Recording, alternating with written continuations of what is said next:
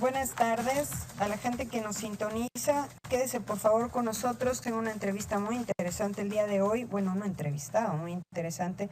Y le digo que es muy interesante porque mi compañero el día de hoy en estos micrófonos es Samir Baluch. Él es de origen sirio.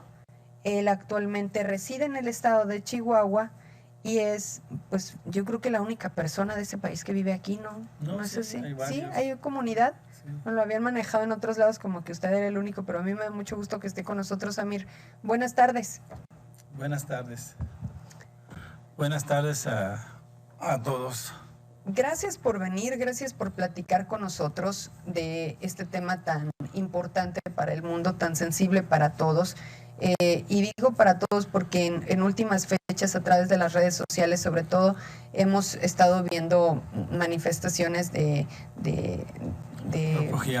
refugiados, de humanidad también por parte de distintos estados en el mundo para que esos hombres y mujeres vayan a estos países recibiendo un tipo de asilo político. ¿Usted cómo ve esta situación, Samir, de guerra en su país? Pues la guerra es algo muy difícil. Sea aquí donde sea, la guerra es... ¿Qué quiere decir una guerra? Pues cerran las escuelas, cerran los bancos, comercios, cierran los bancos, cierran todo, no te queda nada, todo el comercio está cerrado. ¿Por qué? Porque no hay producción, está bloqueado. No hay comida. No hay comidas, escasez de comidas, escasez de luz, de agua, escasez de todo. Ya uno, lo único que tiene que hacer, si es origen del país, como en Siria, son casi 18 millones de habitantes. Sí. Y Siria, uno de los países prácticamente es el que ha recibido más refugiados en la historia, porque hubo guerras vecinas como la guerra de Palestina. En Siria más de 1 millón, 2 millones de refugiados palestinos, porque ya un día son palestinos sirios y tienen nacionalidad siria. Ajá. Y ya pueden moverse, pueden salirse de afuera del país, pero como sirios. También la guerra del Líbano, también dejó casi 1 millón de libaneses, también se fueron para Siria. La guerra de Irak también fueron casi 2 millones de iraquíes, también se refugiaron ahora en la guerra con Saddam Hussein, también se fueron para Siria. Entonces esa gente viven en campamentos. Y ahora donde está la guerra en Siria, pues esa gente que está más afectada, pues son los refugiados que son de otros países que viven en campamentos en Siria. Entonces toda esa gente que vivía a la frontera con la Jordania, con Irak, con el Líbano, sí, incluyendo Turquía. Entonces la gente comenzó a salir, porque ahí donde comenzó la entrada de los guerrilleros y los rebeldes. Es el bombardeo ahí donde están. Entonces hay un bombardeo, entonces la gente tiene que emigrar, tiene que salir a buscar parte de tierra más tranquila. Entonces fueron casi al norte, que está Ajá. en Siria, en Turquía. Ahora los campamentos de refugiados sirios están en Turquía, están en el Líbano, están en Jordania y están en Irak. En Irak no mucho, porque todo el conflicto de Irak no termina. Samir, el gobierno expresa que el conflicto que actualmente vive Siria no es una guerra civil del pueblo contra el presidente, sino una guerra del Estado de Siria en contra del terrorismo. ¿Esto es así? Así es, sí. Porque el presidente de Siria... Pues hay muchos países que no lo quieren y quieren derrocarlo, incluyendo Arabia Saudita, el Ajá. gobierno de Turquía. No están de acuerdo con él políticamente porque ¿cómo se llama? Tiene base militar rusa, tiene base militar iraní, y eso no les conviene a muchos países árabes como Arabia Saudita, como Qatar, que son los papas del terrorismo. Estábamos comentando también fuera del aire de la posibilidad de que este conflicto siga creciendo tanto, sí, a tal magnitud que entren países más poderosos como Estados Unidos, Rusia, que ya tienen presencia en el conflicto de alguna forma, pero que ahora lo hagan de forma o de manera más abierta. Sí, el problema es prácticamente la Guerra Fría. Ya comenzó una Guerra Fría como la época de Rusia, Estados Unidos. Por ahora tenemos otra Guerra Fría entre Europa y Siria, porque ya Siria prácticamente cerraron toda la embajada de todos los países. tienen bloqueado todo el comercio con otros países. Los únicos países que negocian o que ayudan a Siria pues son Irán, Rusia y unos otros países árabes que ayudan al gobierno de Siria, como el gobierno del Líbano también ayudan, incluyendo bélicamente, porque le afectó mucho al Líbano también la guerra. Ahora, la guerra no es el pueblo, no es una guerra civil. Porque Turquía abrió las fronteras a todos el que quiera entrar a luchar contra el gobierno sirio, váyanse. Arabia Saudita abrió todas las cárceles y todos los el que es las cárceles lo mandó, te dejo libre tal que vayas a derrocar al régimen de Siria. Y resulta el régimen de Siria no es un régimen como el de Saddam Hussein, como el de Muammar Gaddafi. Es un régimen más fuerte, más plantado. Además de eso, tiene amigos en todo el mundo. Saddam Hussein no era amigo de nadie, Libia no era amigo, peleaban con todo el mundo. Y el gobierno de Siria no. Y en Siria tiene amistades o ¿cómo se llama? Relaciones exteriores con Rusia y con China, con la India, con Pakistán, que son hoy en día unos países grupos poderosos. En Siria hoy en día hay una base militar rusa. La más grande de base militar rusa en el mundo la tienen en Siria, porque es la única parte donde los rusos se pueden actuar, salir y entrar. Sí, tienen un puerto, ¿verdad? Un puerto, se llama Tartus. Muy importante, ¿verdad? Súper importante. Y además ahora en estos días ya se vio que hay más, ya están esto de Rusia ya tienen como más de 3.000, 4.000 soldados rusos, ya están combatiendo entre Siria para acabar con los daístas que se llaman los Sisi, los islamistas. Sí.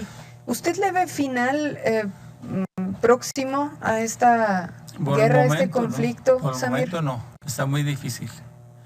Muy difícil. ¿Por qué? Porque ya no es una sola guerrilla que está peleando, hay 5 o 6 frentes y están peleando entre ellos. Pero la más fuerte son los Sisi, que son los talibanes extremistas. Entonces, sí. Ellos, ¿dónde están? Están en el parte más petróleo tienen, en el norte de Siria hay mucho petróleo.